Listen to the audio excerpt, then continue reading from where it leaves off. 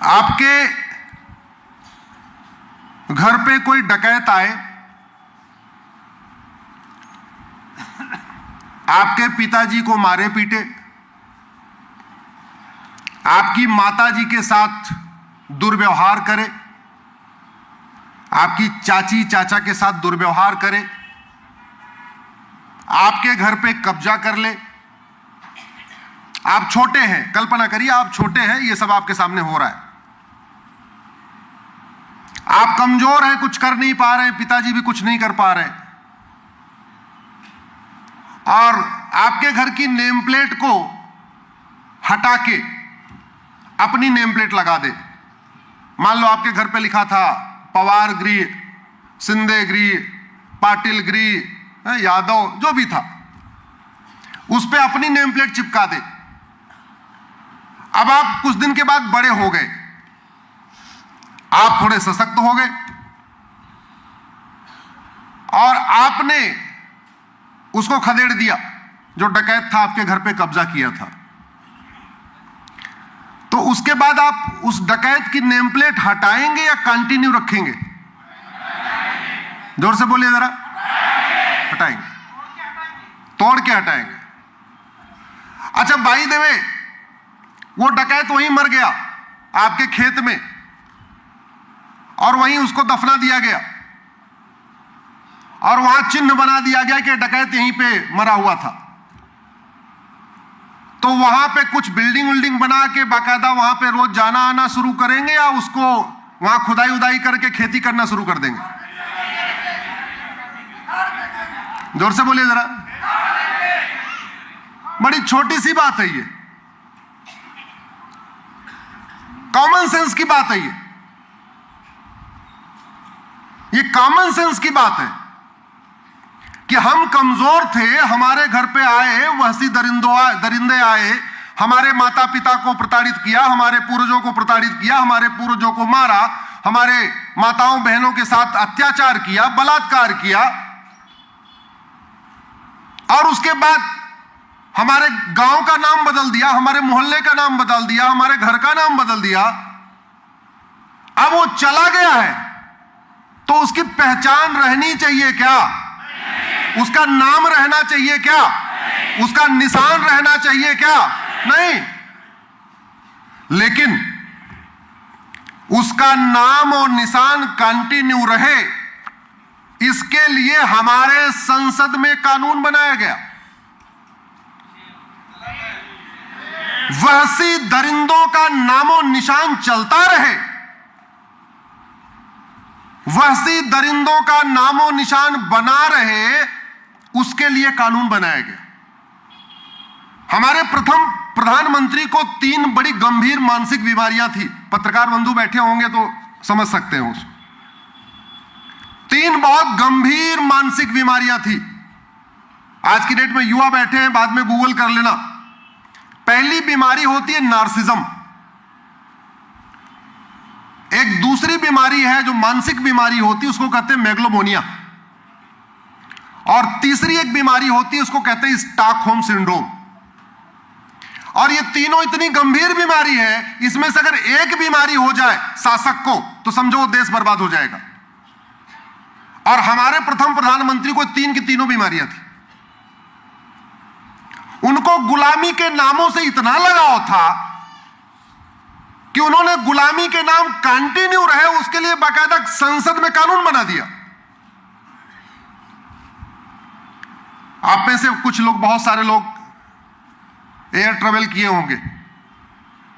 दोबारा आप जाना फ्लाइट पे, तो फ्लाइट पे देखना उस पे लिखा क्या है। उस पे लिखा है VT। VT का मतलब होता है विक्टोरिया टेरिटरी, और आज भी चल रहा है वो। आज तो हटाना चाहे तो भी नहीं हट पा रहा है। क्यों? क्योंकि जो फ्लाइट का कोड वो 2 लेटर का होता है। तो हमारे देश का नाम भारत था, भारत है, तो हमारे पास 2 ऑप्शन था, या तो हम BT ले लें, भारत टेरिटरी, और या BH ले लें, भारत। और 1950 में ये दोनों अवेलेबल थे, BT भी अवेलेबल था, BH भी अवेलेबल था। लेकिन चूंकि उनको स्टॉकहोम सिंड्रोम की बीमारी थी, उनको विक्टोरिया से इतना प्यार था कि उन्होंने लिया नहीं, और बाद में एक को भूटान ने ले लिया, एक को बांग्लादेश ने ले लिया। आज की डेट में ना बीटी बचा ना बीएच बचा, खत्म। मैंने उसके खिलाफ कोर्ट में पीआईएल फाइल किया, मेरा कोर्ट में मैटर चल रहा है।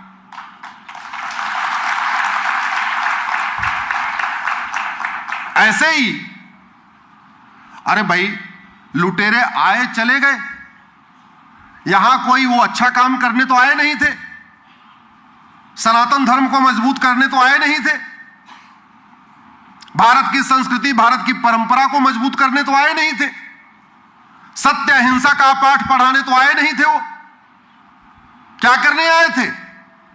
जिहाद करने। क्या करने आए थे? धर्मांतरण कराने। तो जैसे ही गए, उनका नामो निशान मिटना चाहिए। कुछ लोग कहते नहीं उन्होंने बनाया था तो कैसे मिटा दें।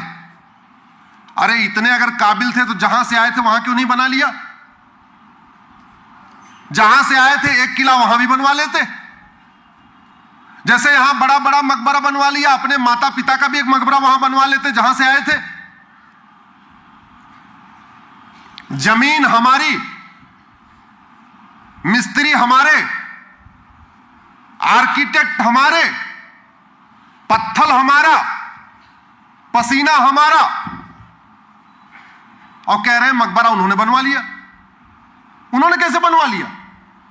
इतने बड़े कारीगर थे तो जहां से आए थे। अरे भाई एक चीज बताइए,